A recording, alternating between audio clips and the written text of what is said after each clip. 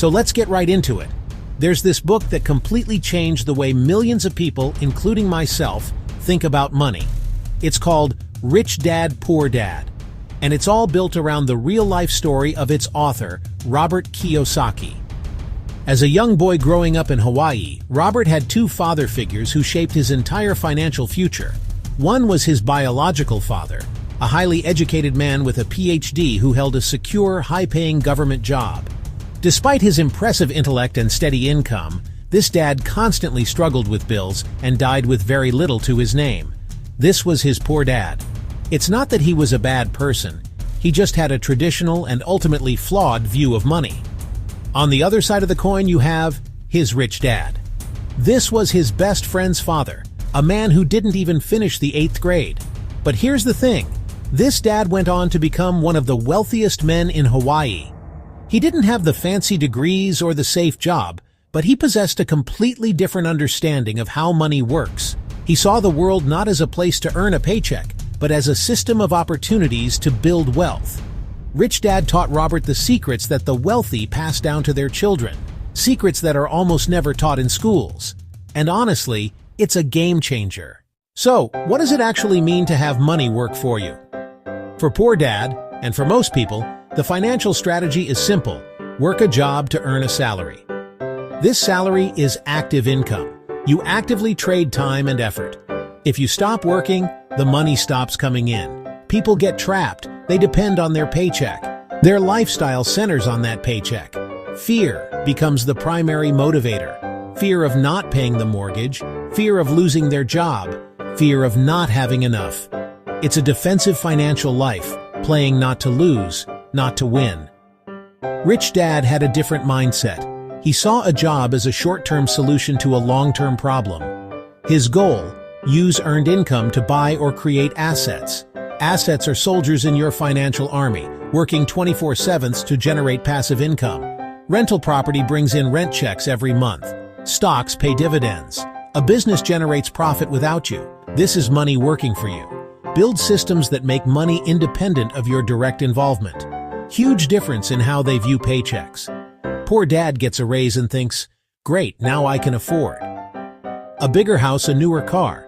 Expenses rise with income. Lifestyle inflation.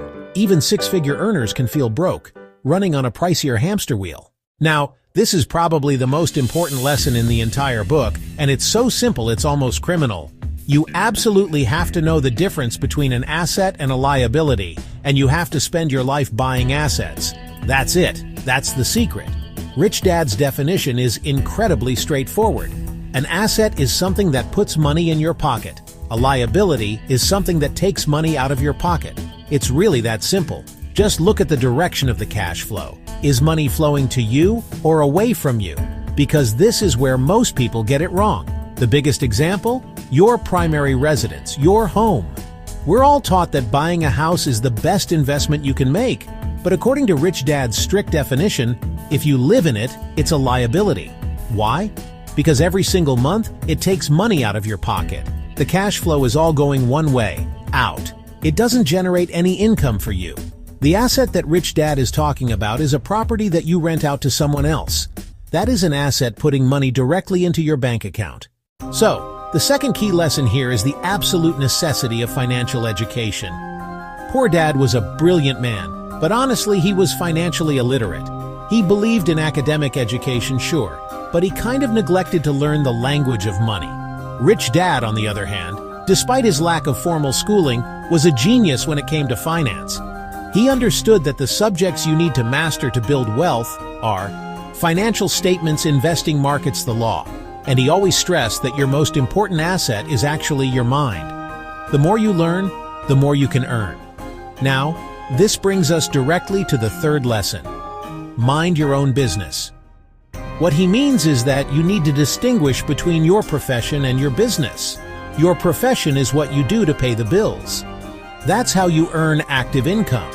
Your business, on the other hand, is your asset column. It's the collection of assets that you're building on the side.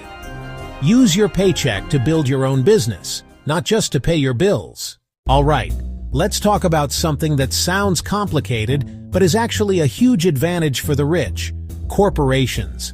Regular employees earn money, get taxed immediately at a high rate, then try to live on what's left. A corporation, however, completely flips that script. Earn, spend, tax. The business earns money, then spends on legitimate business expenses, like salaries, travel, equipment, even a car if it's used for the business. The corporation gets taxed only on the profit that's left after all those expenses. Finally, we have lesson number 5. The rich invent money.